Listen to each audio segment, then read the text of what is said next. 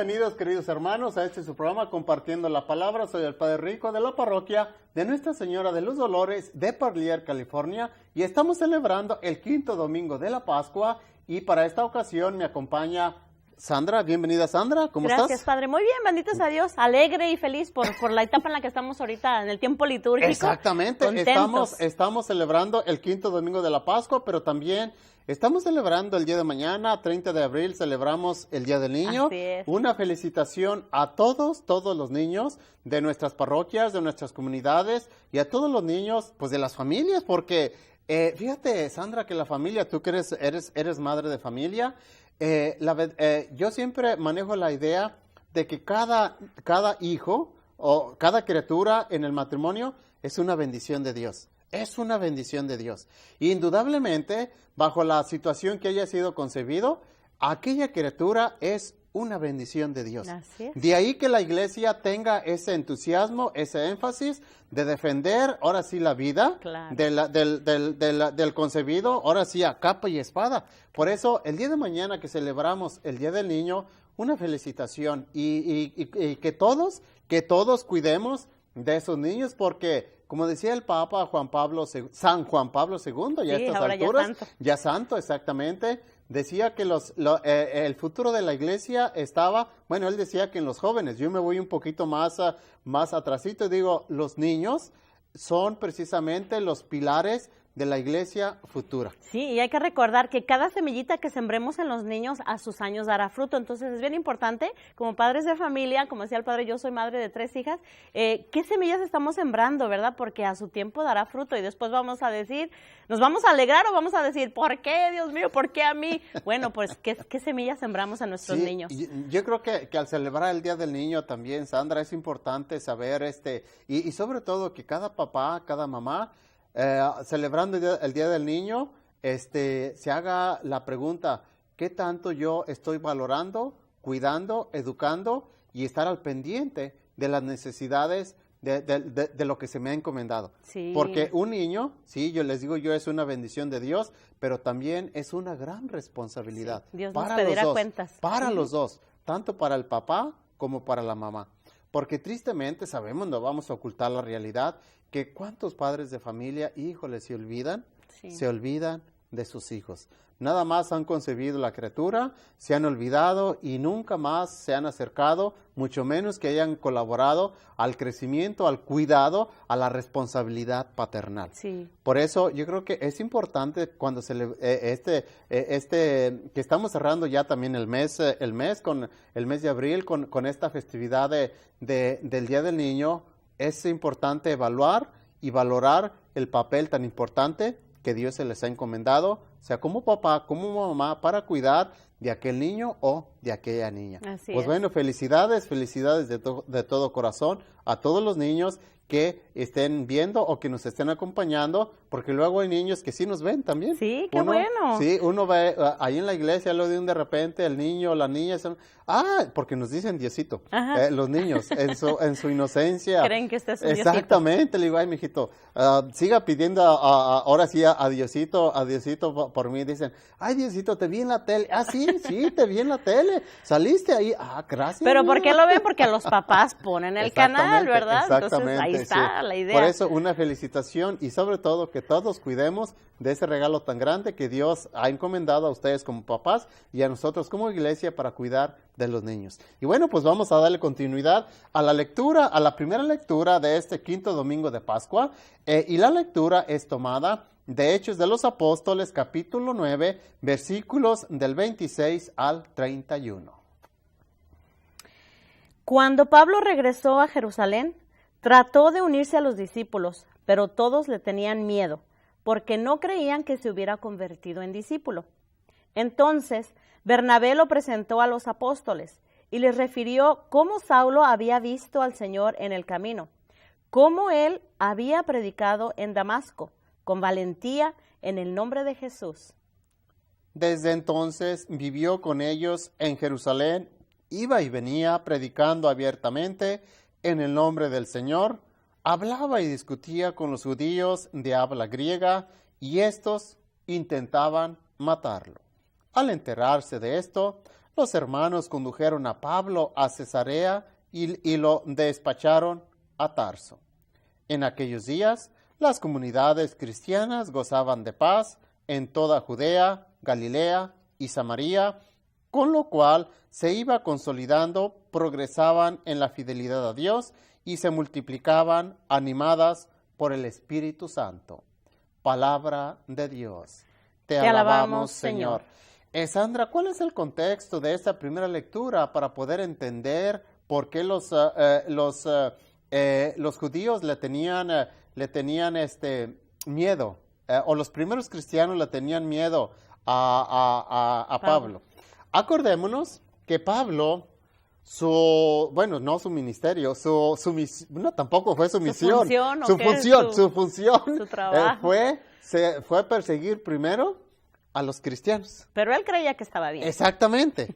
Entonces llega un momento en que Dios, la iglesia lo maneja así, lo tumbó del caballo para manifestar su conversión. De ser perseguidor de los cristianos, y cuando Dios lo derriba del caballo, lo tumba del caballo, entonces empieza su conversión.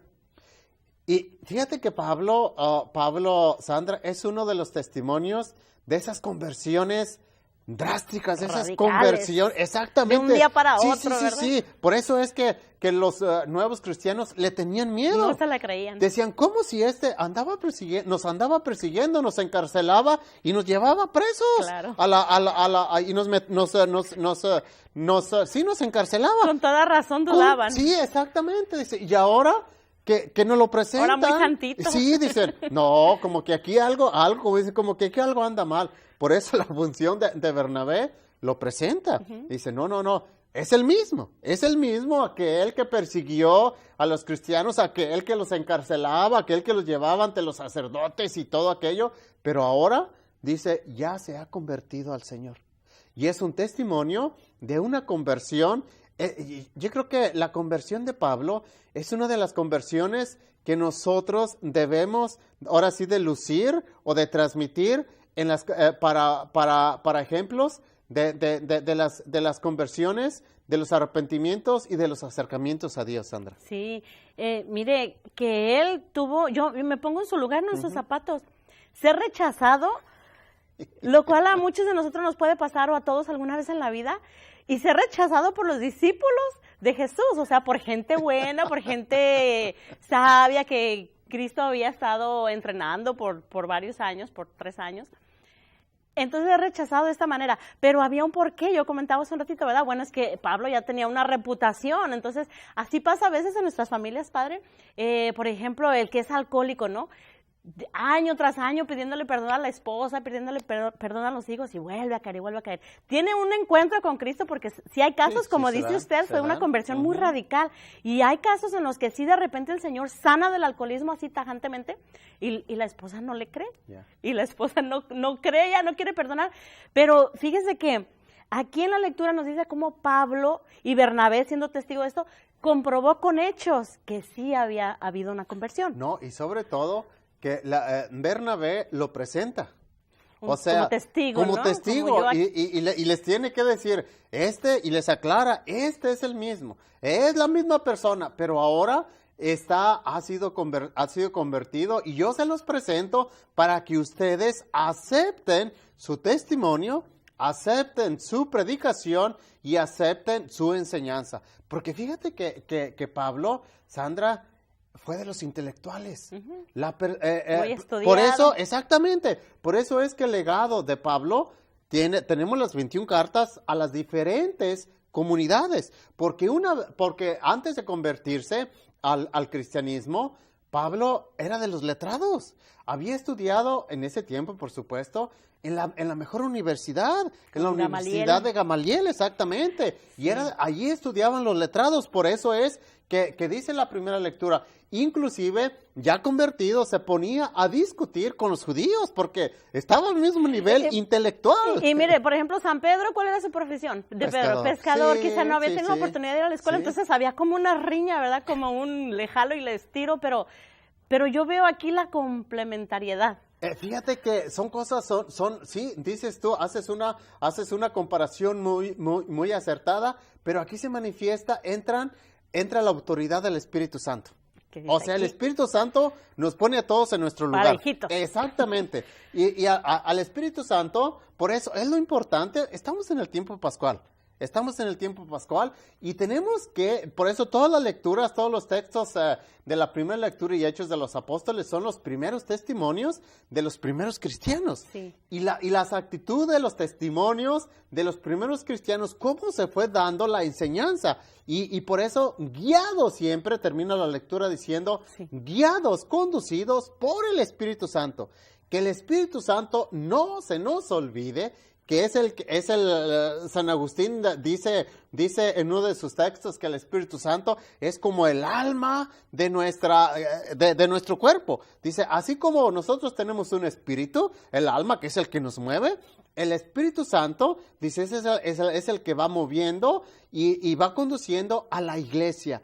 En las primeras comunidades, el Espíritu Santo tuvo que actuar y poner las cosas en su lugar. Sí. Pedro, sí, como lo dijiste tú, cierto, fue pescador de hombre, no fue letrado, no había estudiado, pero sin embargo, en el plan de Dios. Fue escogido. Fue escogido, exactamente. Allí es donde nos damos de topes, fíjate, nos damos de topes en decir, pero ¿cómo al Espíritu Santo se le ocurrió poner a Pedro como líder, como líder de los apóstoles? ¿Pero por qué? Le digo, es una pregunta que ni yo tampoco se las puedo contestar. Reclámenle a él. Exactamente. Y sí es cierto, Pablo, de los letrados, de los preparados, de los estudiados, que había estudiado en la mejor universidad y tenía el conocimiento, por eso es que se ponía a discutir con los judíos temas fuertes, porque él estaba al tú por tú. Y una vez convertido al cristianismo, ya tenía la fortaleza, ya tenía el poder del Espíritu Santo exactamente, y ya con la autoridad y sobre todo que se dejaba guiar, se dejaba iluminar por el Espíritu Santo. Pero aquí viene lo importante. Bernabé lo presenta y dice, porque en ciertos lugares hay que tenerlo en cuenta, no fue aceptado. Uh-huh. No, por ese miedo, por ese temor. Por su pasado. Exactamente, como decían, es que nuestro pasado nos acompaña, sí, siempre nos va a acompañar. Y hay gente que se queda en el pasado y no quiere ver el cambio de la persona. Exactamente, lo importante es decir, pero véanme ahora, ya estoy acercado a la iglesia, ya estoy convertido. Ya cambié, exactamente. Allí, por eso, Bernabé dice, lo mandó a Tarso. Y por eso yo creo que nosotros lo conocemos como Saulo de Tarso. Uh-huh. En la tradición de la iglesia nos lo va a presentar siempre como a San Pablo, Pablo de Tarso. ¿Por qué? Es que ahí fue donde empezó su ministerio. Mire qué interesante. Y allí empezó, exactamente, porque en las primeras comunidades no fue aceptado por miedo, por temor. Y en Tarso sí hubo más oportunidad de que él. En Tarso, en la comunidad de Tarso, tuvo la apertura y de ahí fue donde empezó precisamente su ministerio de la misión. Y muchas de las cartas y de las comunidades que evangelizó precisamente de ahí de Tarso, de ahí se comunicaba o de ahí se deslizaba a los corintios, a los hebreos, a los efesios, a las diferentes comunidades que evangelizó. Una las evangelizó a través de las cartas, por eso es que tenemos las 21 cartas de San Pablo. Ahora sería evangelizar por email, ¿verdad? No, sí. Porque antes era el método de comunicación, ahora puede ser muchas maneras. Ahorita estamos en el mundo tan tecnificado y avanzado que el Papa nos ha dicho, la iglesia no se tiene que quedar retrasada. Hay que modernizarse. Hay que modernizarnos, actualizarnos y aprovechar los medios de comunicación también para la evangelización. Sí. Por eso, cuando una persona utiliza los medios de comunicación positivamente, híjole, cómo le saca provecho. Pero también, por lo contrario, cuando una persona utiliza el medio de comunicación para una cosa negativamente, qué daño tan grave se está provocando. Sí. ¿Ya? Por eso yo creo que hoy en este quinto domingo de la Pascua y que se nos presenta esta visión y más que esta visión, este pasaje en el cual San Pablo se presenta a la primera comunidad ya convertido, Yo creo que, y a través del Espíritu Santo, porque todas las obras que estamos y los testimonios que hemos estado hablando y se nos van a estar presentando, Sandra, son a través del Espíritu Santo. Así es. Porque la iglesia está todavía en la espera, precisamente, del gran Consolador, del gran Paráclito, como lo menciona la Sagrada Escritura. Y ahorita todos los temas que se nos está presentando es que han sido guiados, conducidos a través del Espíritu Santo. Por eso tuve que hacer ese contexto, Claro. como Pablo. Para prepararnos. Exactamente, y saber que el Espíritu Santo, cuando dejamos trabajar al Espíritu Santo, híjole, es una gran labor que se hace en la iglesia y tener en cuenta que nosotros simplemente, pues seguimos siendo meramente instrumentos, medios. exactamente. Aún así se nos haya encomendado el cargo más importante, el cargo más valorado, el cargo más, qué sé yo, el cargo más vislumbrante en la parroquia, en la iglesia. Mira, ubícate, pon los pies sobre la tierra. Sí. No te dejes, no, como el globo. No, si te quieres elevar, mira, pídele a alguien que te ponche.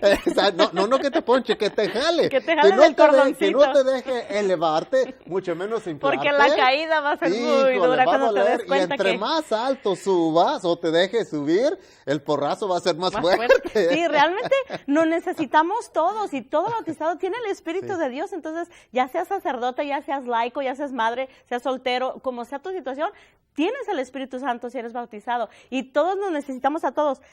Pablo necesitaba de Pedro y Pedro necesitaba de Pablo. Entonces se hizo una combinación bien perfecta, fraternal que el Espíritu Santo, como dice usted, provocó. Y bueno, los dos tenían distintas capacidades, pero a los dos los necesitaba Dios y cada uno hizo su Aunque misión. fíjate, hay un pasaje en una de sus cartas donde Pablo, con mucho respeto, conociendo la jerarquía de Pedro, por ahí medio lo quiso corregir, ¿Qué dijo? porque caemos a lo mismo. Pablo tenía preparación, Pedro no tenía preparación. Sí, estaban los dos siendo guiados por el Espíritu Santo, pero nadie somos perfectos. Es que no necesitamos Nadie uno al somos otro. perfectos. Inclusive ese texto ese texto bíblico se nos presenta cuando nosotros no queremos que nos corrijan. Dicen, mira, con todo respeto, Pablo en una ocasión con humildad y todo aquello, reconociendo la jerarquía de Pedro, le hizo una corrección, le hizo muy fraternal. Qué valor de sí, Pablo, ¿no? Sí, por eso, y es de los pasajes evangélicos, no es evangelio bíblico, donde se nos presenta, mira, si tú quieres corregir a un hermano, porque estamos llamados a corregir a un hermano, decir, mira, corrígelo con mucha humildad, pídele al Espíritu Santo que te ayude, que te ilumine, para que la corrección no la vaya a entender como un implemento de decir, no, porque yo quiero que tú te corrijas, Claro. y yo quiero, no, entender esta situación. Por eso, qué importante tema en esta primera lectura de este quinto domingo de la Pascua. Y bueno, para darle continuidad al tema, porque vamos a darle continuidad a la idea, vamos a leer el Evangelio, mis hermanos, de este quinto domingo de la Pascua. Nos gustaría que nos acompañen, que tengan sus Biblias, sus misalitos a la mano, para juntos seguir el Evangelio de este quinto domingo de la Pascua. Y el Evangelio para esta ocasión es tomado del Evangelio de San Juan, capítulo 15, versículos del 1 al 8. En aquel tiempo Jesús dijo a sus discípulos, yo soy la verdadera vid y mi Padre es el viñador. Al sarmiento que no da fruto en mí, Él lo arranca, y al que da fruto lo poda para que dé más fruto. Ustedes ya están purificados por las palabras que les he dicho. Permanezcan en mí y yo en ustedes. Como el sarmiento no puede dar fruto por sí mismo, si no permanecen en la vid, así tampoco ustedes, si no permanecen en mí. Yo soy la vid, ustedes los sarmientos. El que permanece en mí y yo en él, ese da fruto abundante, porque sin mí nada pueden hacer. Al que no permanece en mí, se le eche fuera, como al sarmiento, y se seca, luego lo recogen, lo arrojan al fuego y arde. Si permanecen en mí y mis palabras permanecen en ustedes, pidan lo que quieran y se les concederá.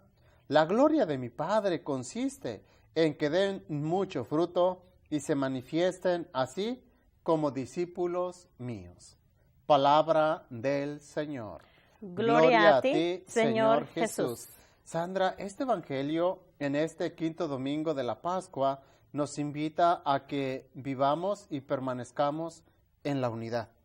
Este ejemplo de la vid y los sarmientos lo entendemos, o sea, se nos facilita porque estamos rodeados del campo. Aquí en esta área, ¿verdad? En esta área, exactamente.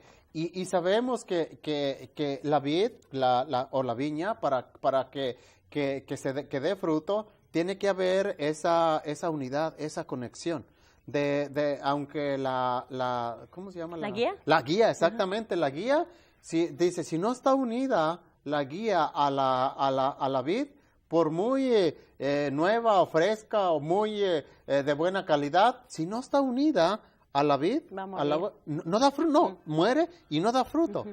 Y nuestro Señor Jesucristo nos pone el ejemplo, dice, así como los sarmientos, como tiene que estar unido con la vid, dice, así también ustedes deben de estar unidos al mismo cuerpo de Cristo. Qué bonito ejemplo y qué bonita enseñanza. Sí, y me llama la atención que este evangelio comienza casi con las mismas palabras del evangelio de la semana pasada, el gran yo soy. Sí. ¿Verdad? La semana pasada decía, yo soy el buen pastor. Ahora nos dice, yo soy la verdadera vid. Y hay otros evangelios, otros textos donde dice, yo soy la puerta, yo soy la luz del mundo. El gran yo soy, esas dos palabritas me llenan, ¿no? de su poder, de su majestad. Y sí, Padre, fíjese que si volviéramos a leer el Evangelio otra vez, que claro que no hay tiempo, pero ¿cuántas veces menciona el Señor lo mismo? Repite. Pero si no permanecen en mí, permanezcan en mí. Es como cuando la mamá le dice al niño que no entiende, mira, ponte la chamarra porque está haciendo frío. Y se va la mamá, pero te la pones, no se te vaya a olvidar la chamarra. Así en este evangelio el Señor nos dice, permanezcan en mí. Si no permanecen en mí, o sea, una lucecita, algo importante. ¿Cómo podríamos nosotros como laicos, Padre, permanecer unidos a Cristo? Mira, Sandra, esto es bien importante. La unidad nos lleva a crecer. Y la unidad de la iglesia es precisamente lo que el Espíritu Santo, es la promoción del Espíritu Santo, que trabajemos unidos. Porque cuando hay unidad en la iglesia, todos crecemos. Todos crecemos, todos maduramos y todos avanzamos. Y la unidad se va a dar en esa complementalidad. Y sobre todo, ¿quién es el que nos va a unir? El Espíritu Santo. El Espíritu Santo. Por eso nosotros, tanto ustedes como laicos y nosotros como sacerdotes, debemos de estar abiertos a la obra del Espíritu Santo. Del Espíritu Santo. Habrá situaciones, habrá motivos y habrá circunstancias que a veces los laicos no van a entender. ¿Por qué el Padre no me deja? Sí, ¿por qué el Padre no me deja hacer esto? ¿Por qué no nos dejan entrar a la iglesia como yo quiero? Oye, espérate, pero lo que tú estás pidiendo, lo que tú estás promoviendo, lo que tú estás solicitando, pues no es moral. No es moral, no es el momento, no es la ocasión, o no está permitido simplemente. Aquí entran aspectos ya de uno como pastor, lo decíamos hace 8 días, tiene uno la responsabilidad. De cuidar. Y uno la responsabilidad la tiene sobre todos. A mí les digo, ¿cómo es difícil uno como sacerdote, como pastor de la iglesia, agradar a todos? Imposible. Si ustedes como padres de familia, tú dices con 3, exactamente, tienes 3. Más de alguna ocasión, alguna de tus niñas no va a salir de acuerdo contigo.